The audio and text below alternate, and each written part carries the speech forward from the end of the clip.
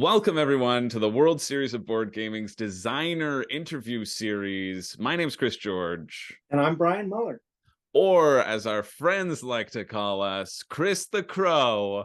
And Blue Jay Brian. That's right. We are doing this silly, dumb intro for every single one. You can't get rid of it.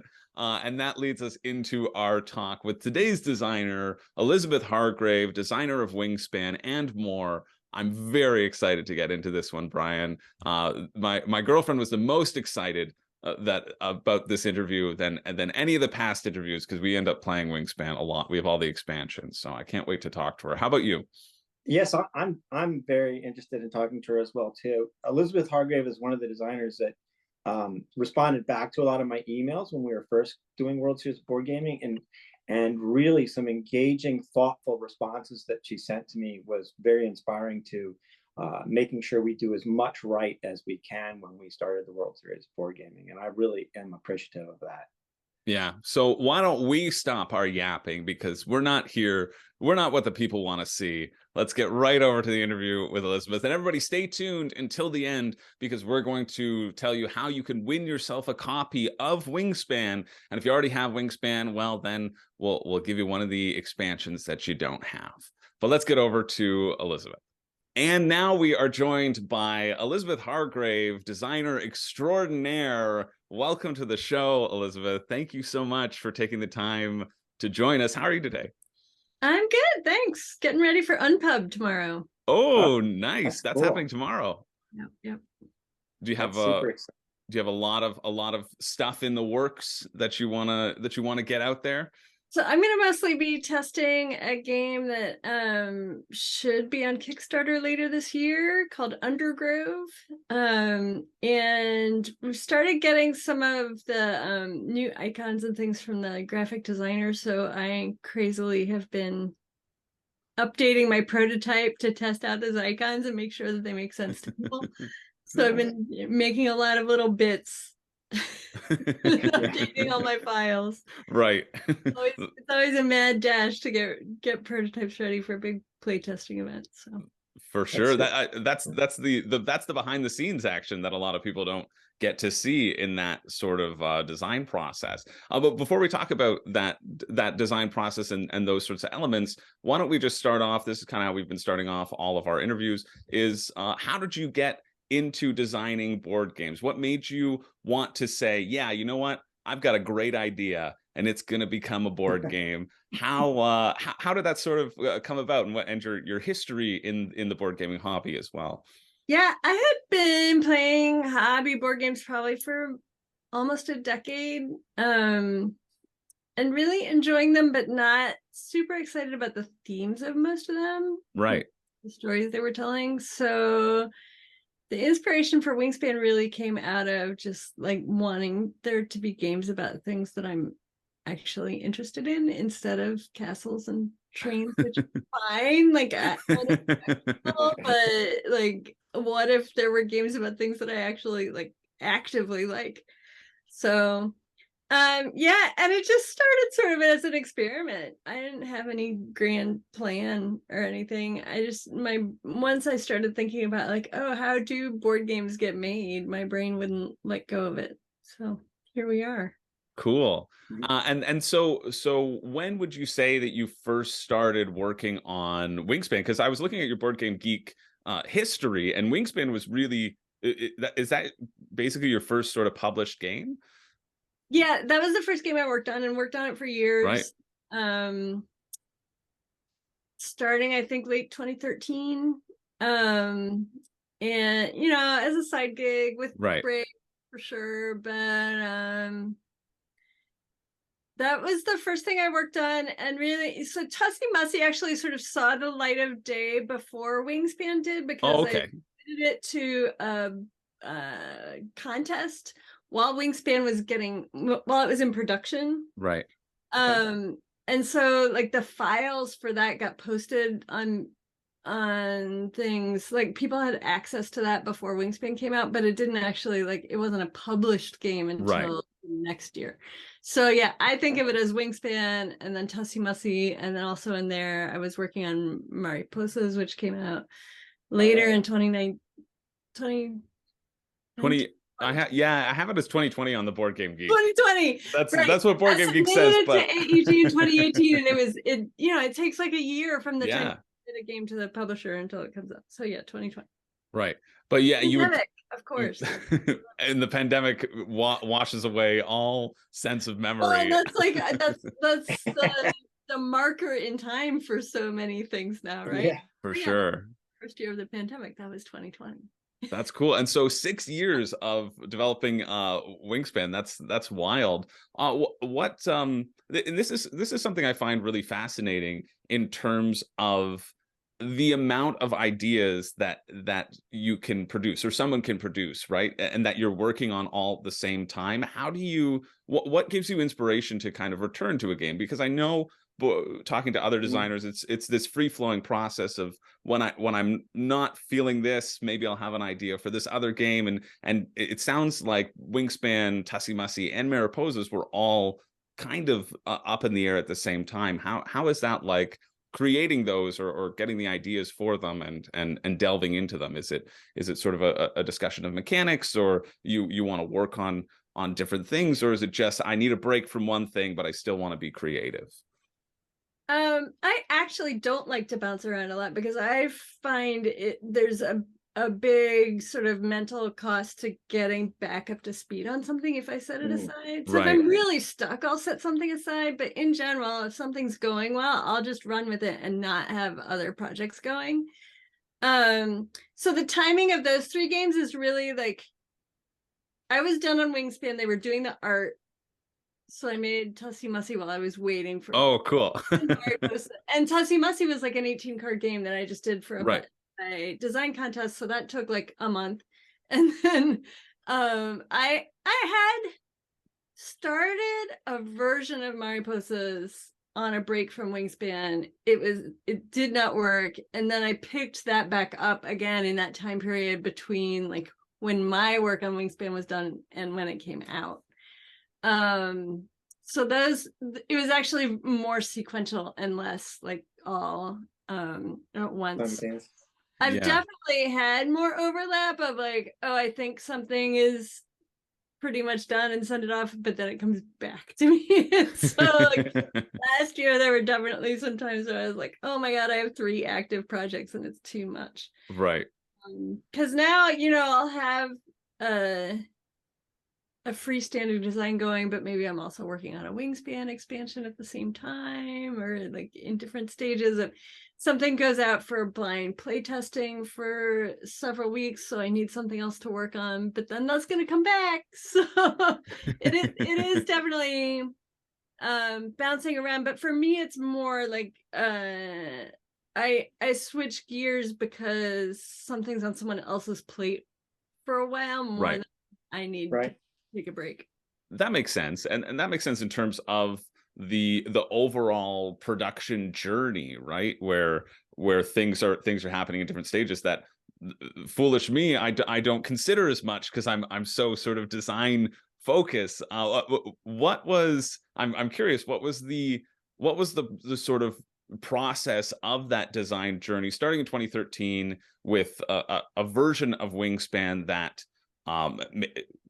like how did it evolve over that time, and sort of what were the noticeable or pivotal moments in that journey from first idea to print? Yeah. So I started out just like making cards, like writing in pencil on index cards, basically. And played quite a bit with family and friends before I ever really did any outside playtesting, which only gets you so far because people are like, oh, you made a thing, that's cool, like you made a game.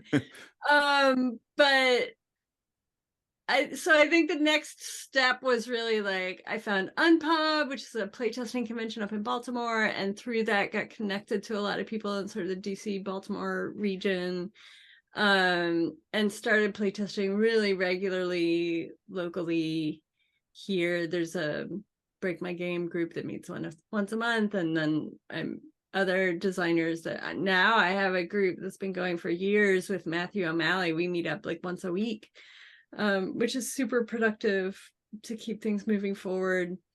And then in 2016, I pitched it to several publishers at Gen Con. Stonemaier basically gave me a revise and resubmit if you've been in the paper publishing world. So like I sent them something back at like I think around Thanksgiving of 2016. And they signed it based on that version that I sent them. So right around the end of 2016. And Cool. then we continued to develop it and made significant changes for another year. Sort of me and Jamie bouncing things back and forth. I always had control of the design and had all the files, and he was like playing it and sending me emails. Like, you're doing this and this isn't working, and this is something that happened, like long emails. And significant ideas, like he had the idea for the player mat and how that works, and it was a really it changed the game a lot. You would recognize the original as being a precursor to Wingspan. And so then we wrapped that up around the beginning of 2018. And they had started the art, but the art took several more months. It's 180 cards. Right. And they're all unique. Illustrations, all by hand by two people. Some of those illustrations are like, they're working in like an 8x10 format. A lot of the originals are sort of 8x10 and fairly detailed drawings. Oh, cool. And then it just gets shrunk?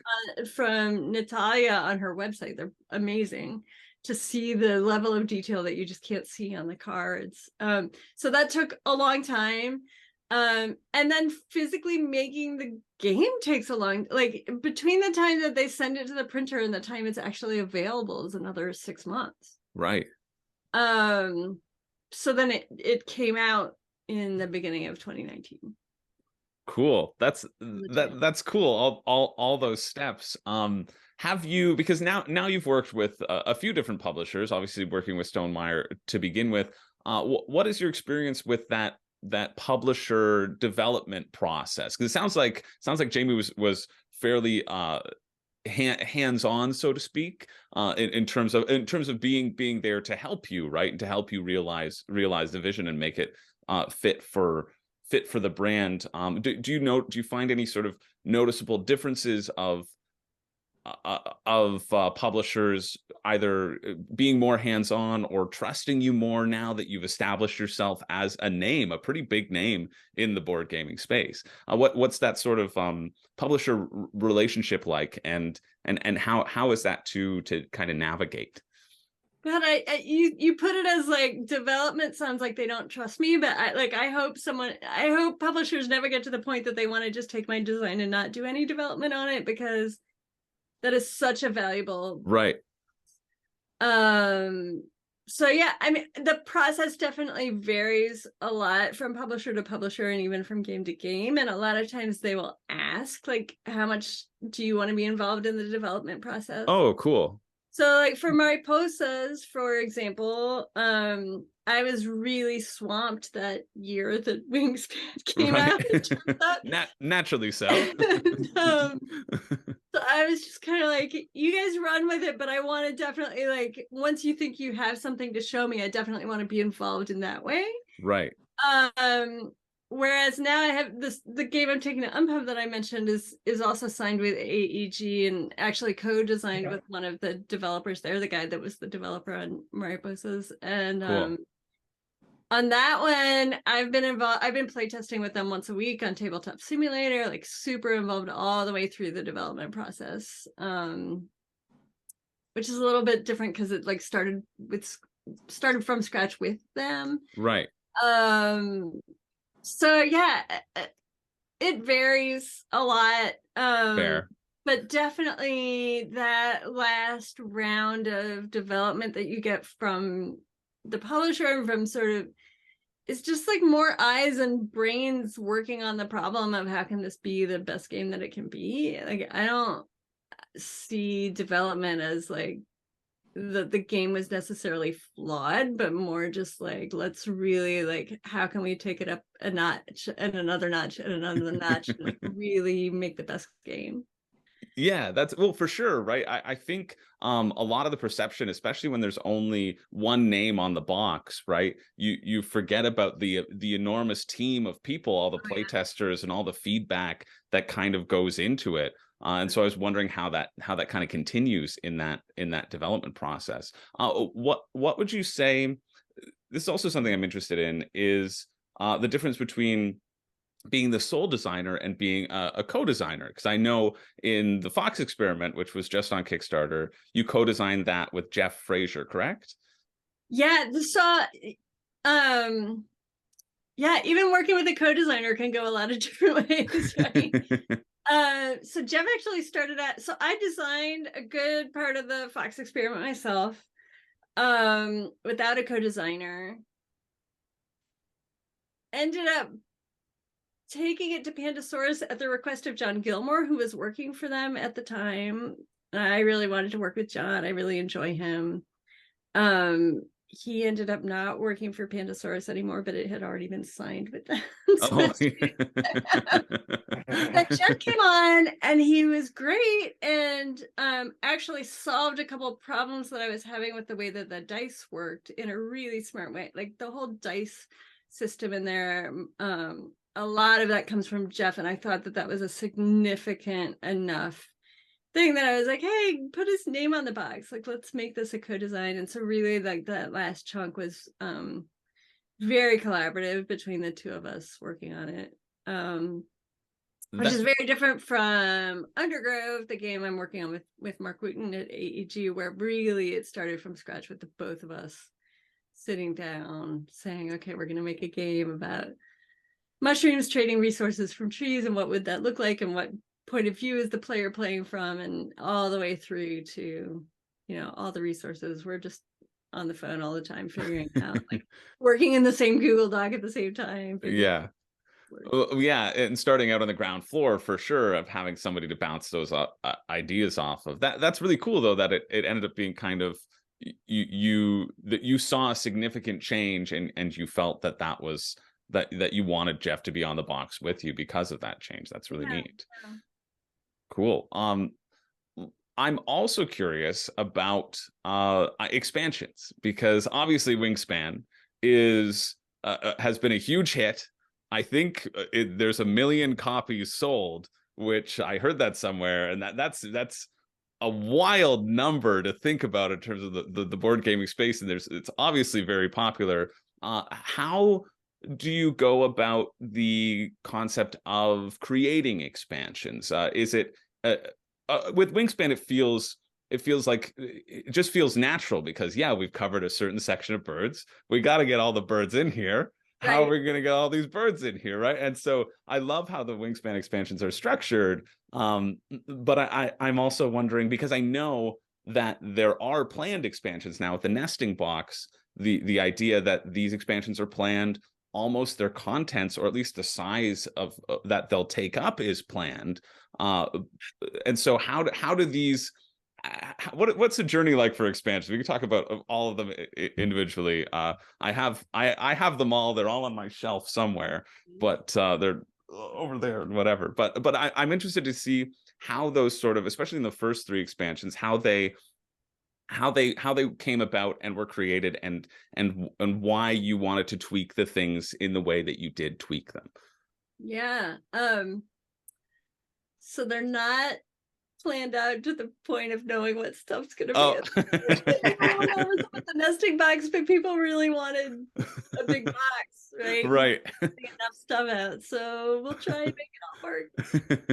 There's a lot of hopefully there won't be too much overflow. I think I have a good amount of flexibility. That's good.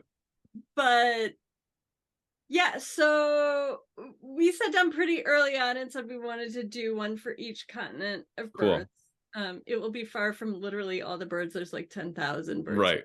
There'll be quite a lot of cards. It will be a lot of cards. Still haven't quite figured out what to do about Antarctica, because they're all water birds, but I'll cross that bridge when I get there. But yeah, so Europe was first. I had already started working on the European deck even before Wingspan finally came out in 2019. And for that one, I really like I was still working on it when Wingspan did come out, and I was, I'm seeing a lot of the reviews come out, and a lot of what I was trying to do in the European expansion was address some of people's complaints in the reviews, so like egg spamming. And really thought through like, okay, part of the problem with people feeling like they want to play eggs in the last rounds, especially when they're less familiar with how to plan out their last few turns, is for sure. Like, giving people more ways to score points in a single turn that doesn't require quite as much, like getting this thing and then this thing and then this thing, Right. So more tucking and caching and things that you can do in the other habitats at the end of the game. That was one thing, and the additional end of round goals, also making those more end of round goals that are not focused on eggs. So that was sort of the European expansion, was like mostly a more of the same expansion, but with some tweaks with some of the more common complaints in mind. And so then with Australia, because Europe had been like mostly cards, I was like, okay, let's do something that changes it up even a little more with Oceania. And I read this great book called Where Song Began about birds in Australia that really emphasized the importance of all these sources of sugar in cool. Australian birds. And so that was sort of the inspiration for nectar. And there were just like a bunch of birds, and that's what they eat, right? Right. Some version of nectar, this thing called lerp that's like oozing out of the trees. I can honestly say I've never heard of lerp. Yeah. But now I don't want to go back to the time where I haven't heard of it, because my life is infinitely better now knowing about lerp.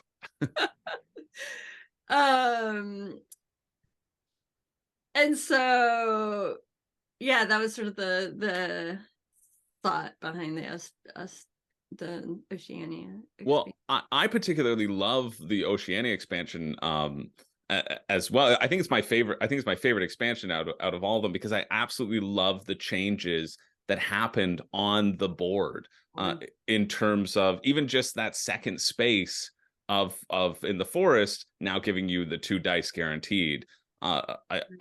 I feel like personally, I feel like that really helps ramp up someone's my engine. I feel like I can do more. I feel like I'm better at the game when for sure.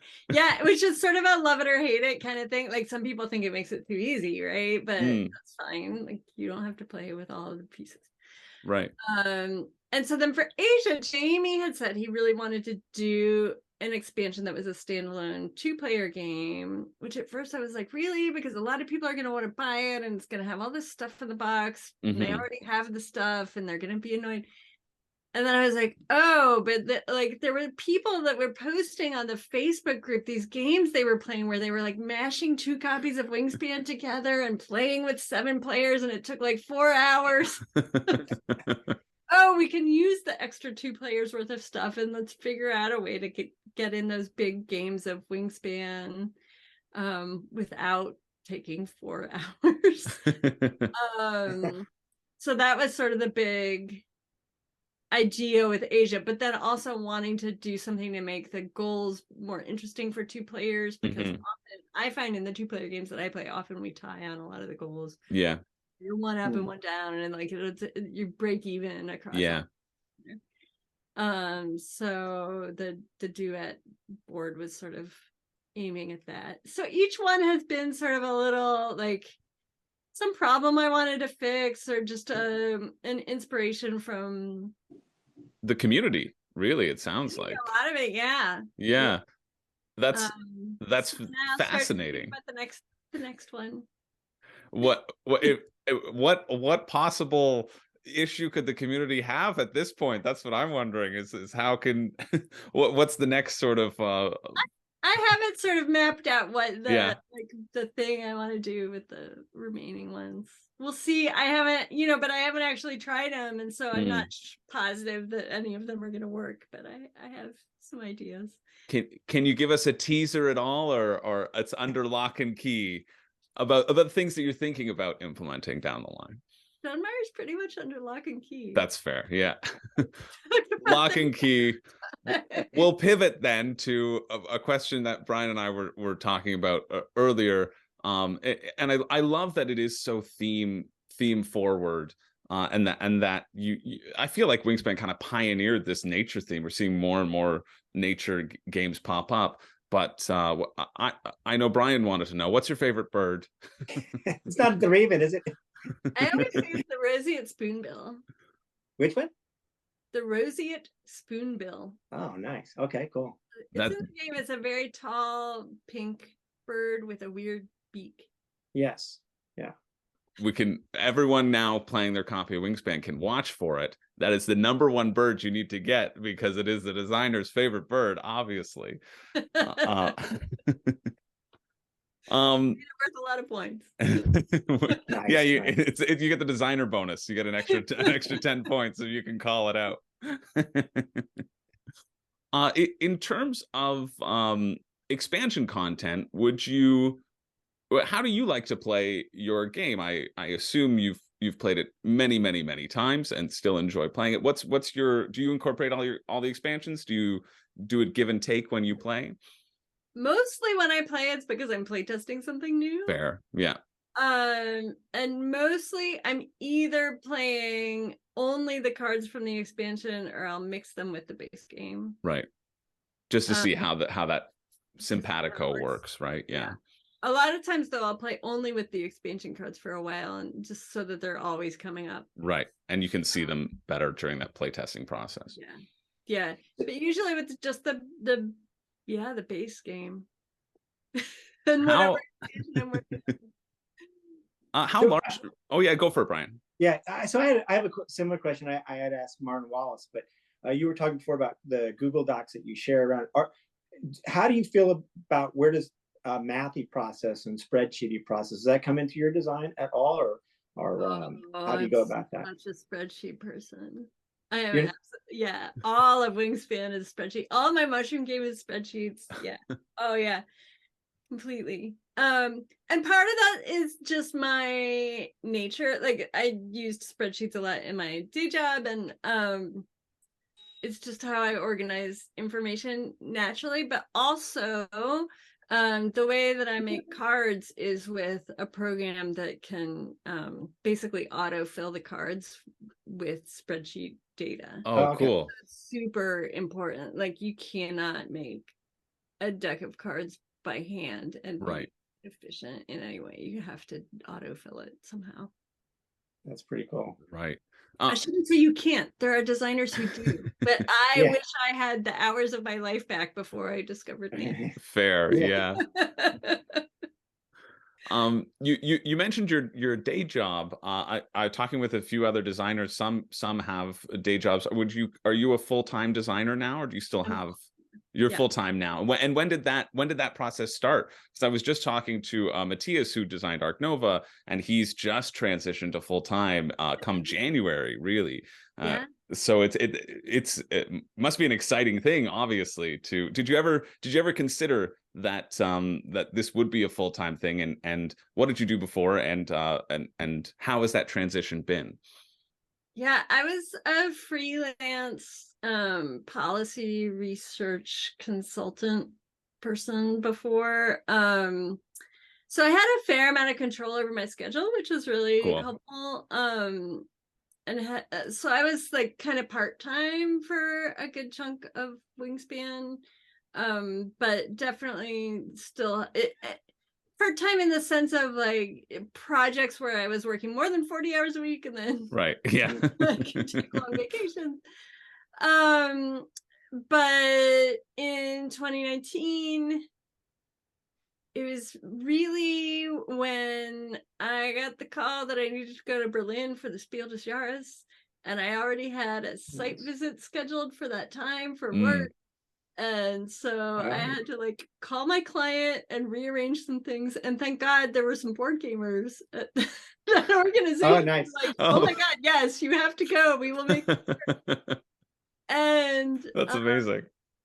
yeah, so but I flew directly back from Berlin and like joined the site visit in progress and was like, this cannot hold. I mean, not that I expect to be getting called off on short notice to board game awards all the time, but just like all the conventions and so really I started like not taking new projects and faced it. At the end of that year, that same client, which was my biggest client and one that I had a recurring gig with every year, that was a pretty big project. They came to me and they were like, we would love to have you back next year, but we're kind of getting the impression you're not coming. Yeah. So, you know, and that was a project that involved a lot of travel. I was like, I can't do all this travel. And then of course, next year we all stopped traveling anyway.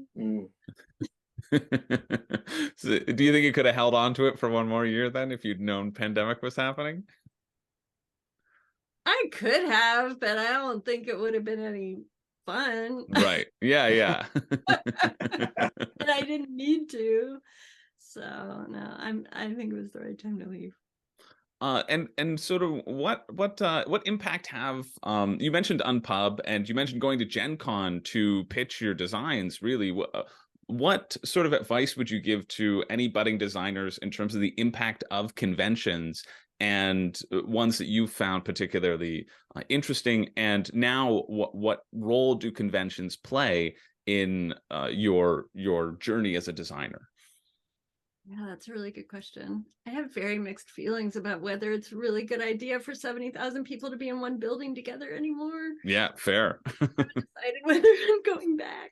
Yeah, that's very fair. I'm much smaller, and I love it. It's, you know, several hundred designers hanging out together for the weekend. I know there's other sort of regional, Proto Atlanta and Proto Spiels and other places. If you're designing games, like it is such a productive use of time to get in a bunch of playtests over the weekend and to play other people's games and see what people are working on, to network with other designers. Like, but that's probably my favorite event of the year. And then I think how you make use of other conventions, if you're going to go to conventions, can really vary. I mean, the other thing for me is that they don't come naturally to me. I don't enjoy being in that large a group of people in general, although I will say, you know, working the booth and having people come up and say that my game is great for 3 days straight is pretty, you know, that's not bad. Hey, so you must get a lot of people but you must get a lot of people just like wandering the halls or whatnot. Sorry, Brian. What? Yeah, I said you must get a lot of people at Unpub that come up and solicit a lot of advice from you. How do you handle all that?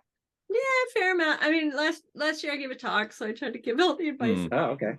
Efficient burst. Right. Tune into the show notes. That's what you can say. You missed it. I'm sorry. I can't repeat it, or else it would be the whole time, right? I'm sure. Yeah, people are also just wanting to get their games to the table, and yeah, I have a table for the whole weekend this weekend, so I'll see how much I'm able to peel away and also play other people's stuff. Right. I do enjoy that. I love the puzzle of trying to figure out like what's working, what isn't, like trying to put my finger on like where are the levers where you can make a game better, and it's just a really interesting puzzle to me. That's pretty cool. One of the things I thought that I personally really enjoy about Wingspan is that, unlike a lot of other games, as you go in the game, there's diminishing actions and more engine taking over. How did that come about? Was that something that you came across early, or? Yeah, so for a long time, the end game trigger in Wingspan was like someone getting a certain number of birds out on their board. Oh, cool. but we got into these situations where there were games when no one wanted to play the bird that would end the game because they didn't think they were ahead, and then it's just awkward. And so fairly late in the design process, we switched to wanting a fixed number of turns, and I was kind of trying to figure out what the right number of turns was, and then kicking it around with Jamie, and I think he was the one that came up with doing the 8765 with the right numbers. Yeah. I was checking. I was like, I think so too. But it was as a way to split up like 30-ish turns into 4 rounds. Like, how do you... Very, very neat, very neat. Yeah.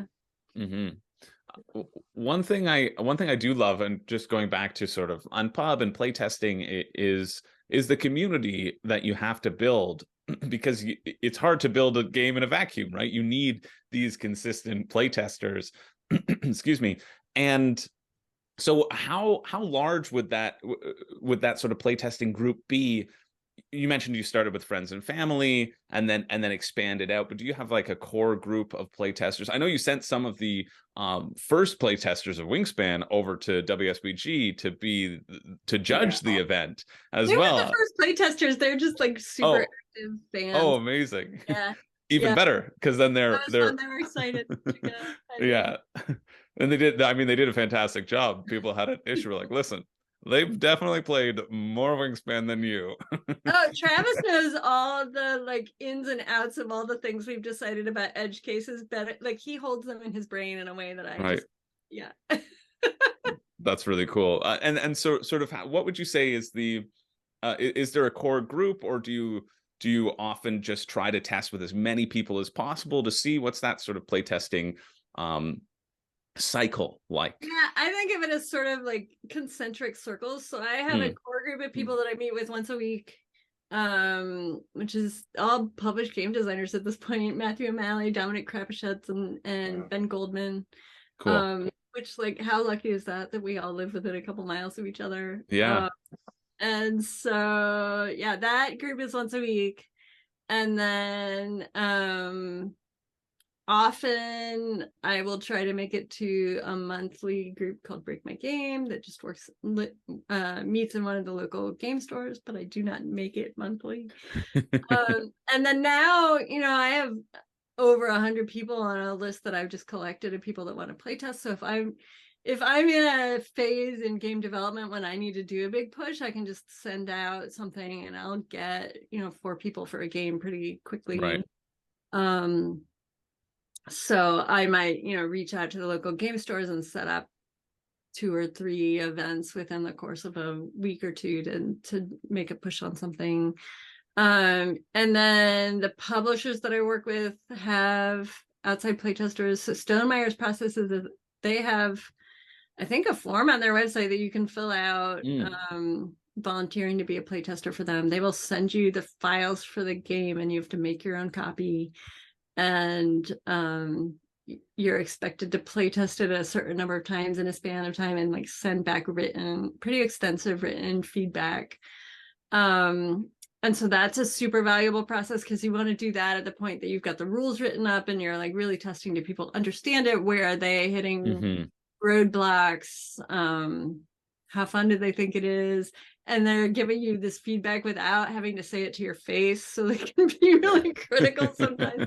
I mean, the guys I play with once a week, we're all super critical. We know not to take it personally, but I think at events like Unpub, which are also like, that's a super valuable, you get a mix of just like general public coming in, but also other game designers.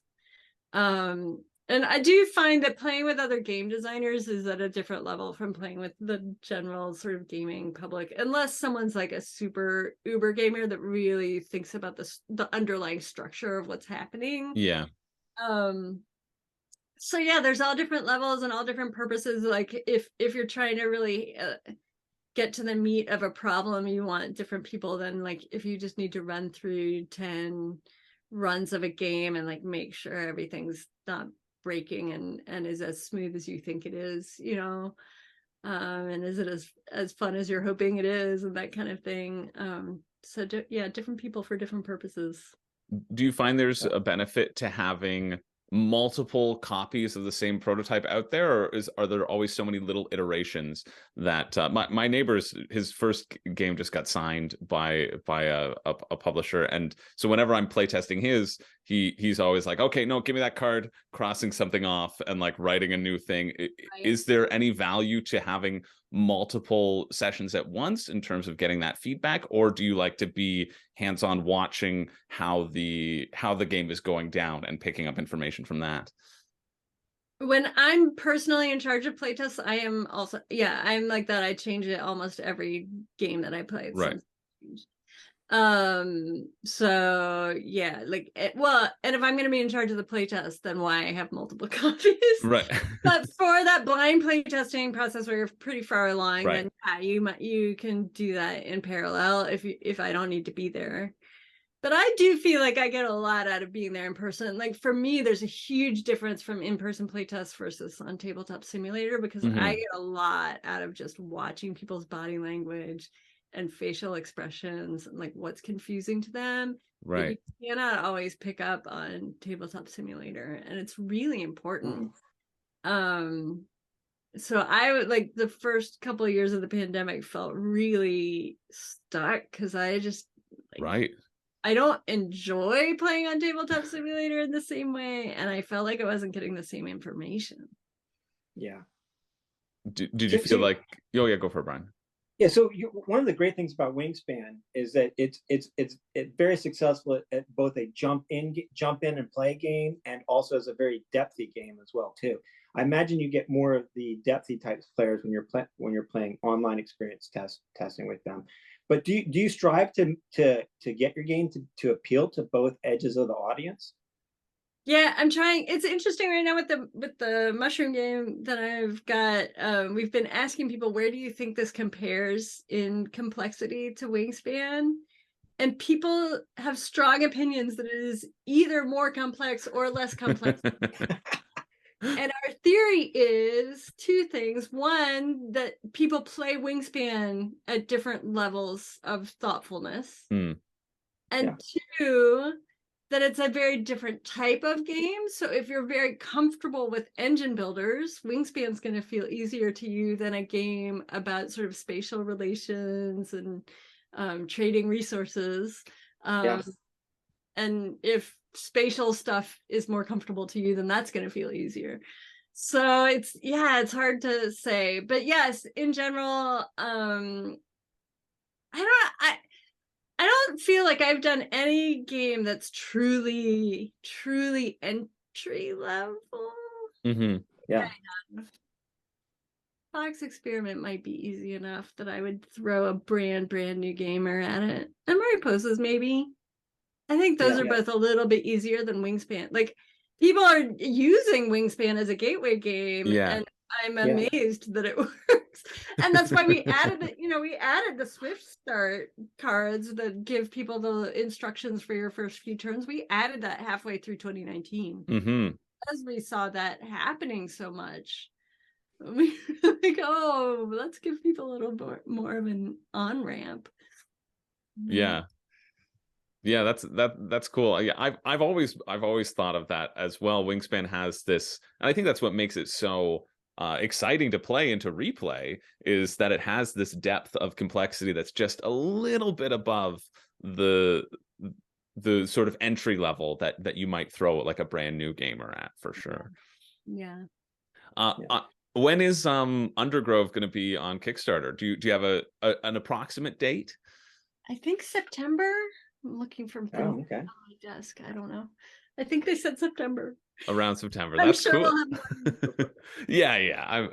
I wasn't expecting an exact 100% date now that you must commit to, and everybody needs to get ready to pull their wallets out and get a coffee. I know. Last 2 weeks of September.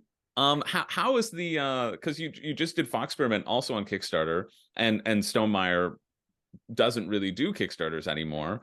What have you noticed any differences from a design perspective, publishing perspective, about the requirements for going straight to a retail versus doing a crowdfunding?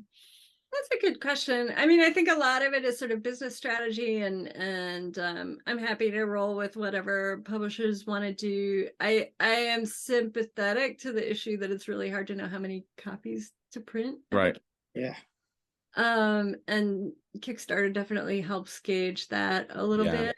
I don't love the whole stretch goal situation that people have come to expect on Kickstarter, because I think, like, I just want to make the game that I Yeah. think the game should be, and like, what are all these add-on things? And like, a lot of times I see them and I'm like, have you thought through that? Or like, why are you offering me a game that doesn't have that if you think it's a thing that I need for the game? Right. No. We ran into that a little bit. Like, I wasn't really consulted on the stretch goals for the Fox experiment, but there was this whole hullabaloo about, like, people liked the, what was it? They liked the base game, like unupgraded Foxes. Oh yeah, the meeples. Fox Yeah, yeah. it became this I remember that. Yeah.